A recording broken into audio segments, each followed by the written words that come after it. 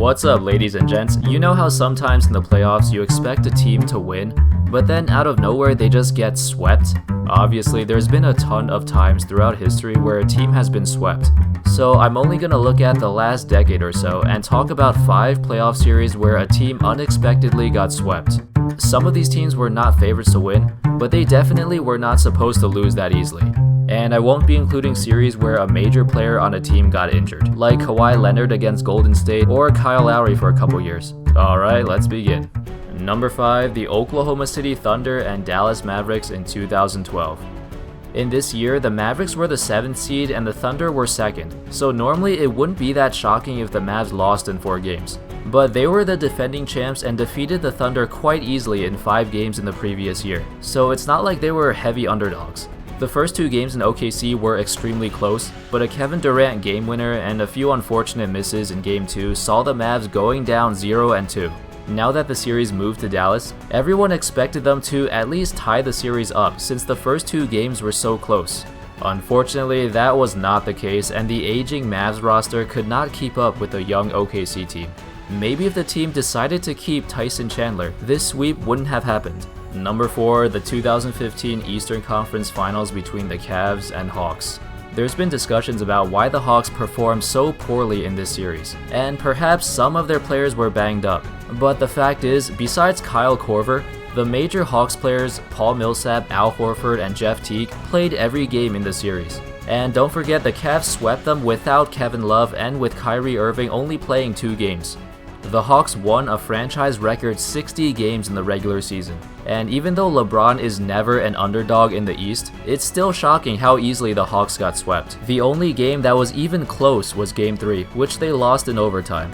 The biggest factor in this sweep was probably Tristan Thompson destroying Al Horford on the glass. Horford averaged less than 5 rebounds per game in this series, which is pretty bad for an all-star center.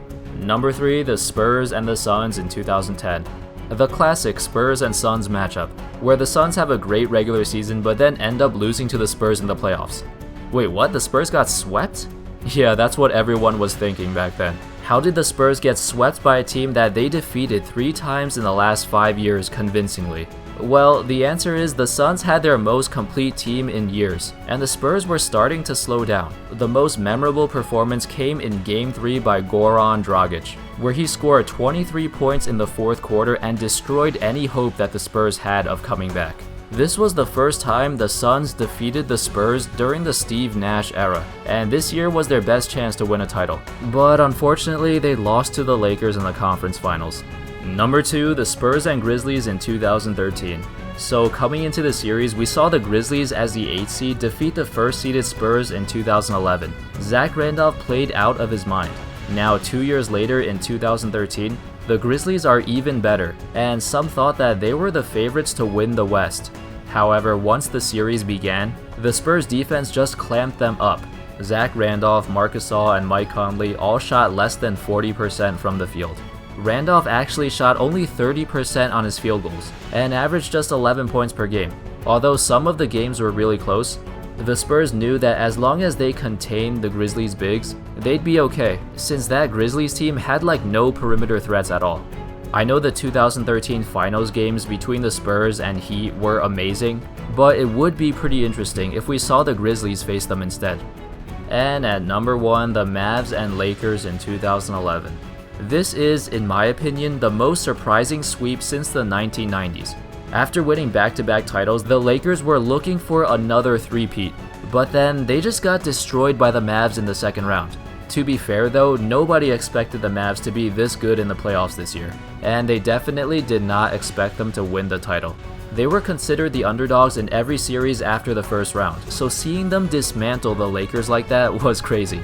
They played great defense and dropped a lot of threes, averaging 46% from 3-point land. They capped off the sweep with a 36-point victory in Game 4. For the series, Dirk Nowitzki shot 73% on his 3-pointers, and Jason Terry shot 68%. That's how crazy this series was. The Lakers themselves were not that bad, but they just could not stop the Mavs. And that's all, folks. Thanks for all the support, you guys are amazing, and stay tuned for more in the future.